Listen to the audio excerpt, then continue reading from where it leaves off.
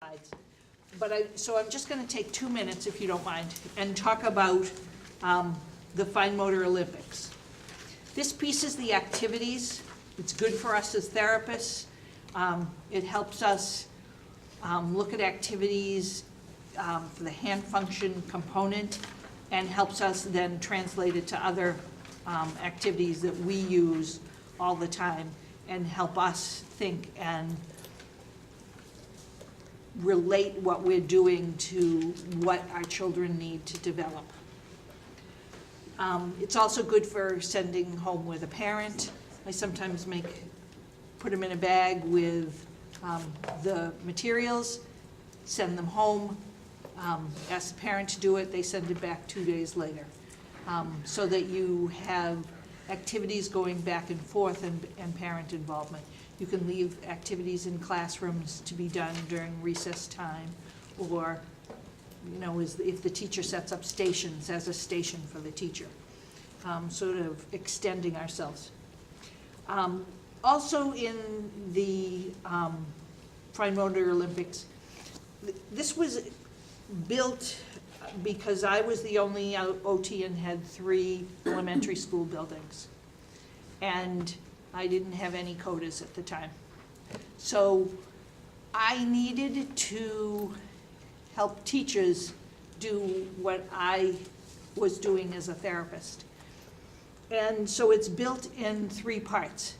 It's built with an in-service piece first that talks about all the hand function skills and what all the components that we have talked about today. So it's the reference piece. The second piece, and it's built as 3 in-services. The second piece is built on what teachers can do and how teachers can add this into their classroom, and how to assess children.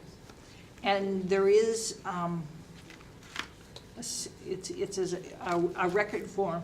So I have 5 activities that I ask the teachers to do, and with every child, and they check off whether the child is able to do it or not. One looks at translation, one looks at shift, one looks at rotation, and I've already taught the teachers this in the in-service before. They go in and do the activities with the kids. They give it back to me, and I see who needs work on what. And then I pick out activities and say, in the next month, please do these activities. There is a list of materials in the back. Some teachers have all the materials. Some teachers need a little more, and I need to provide them with the materials from my bucket in the OT room.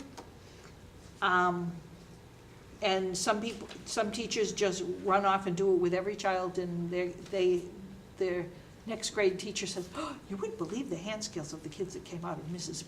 Frazier's room." It also has art activities and how to adapt different art activities and games that can be in the classroom. So it's sort of a blueprint of what hand function is and how to teach teachers and parents to do it. We have had a group of parents that would come and do the activities in each of the classrooms for us. Parents were always looking for different volunteer opportunities, and we just had a group of parents that would go to every kindergarten class and do different activities.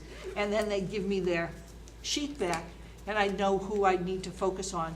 And if a child was really falling down, this would act as the screening tool to say, oh, I think this child needs to go on and have some more assistance.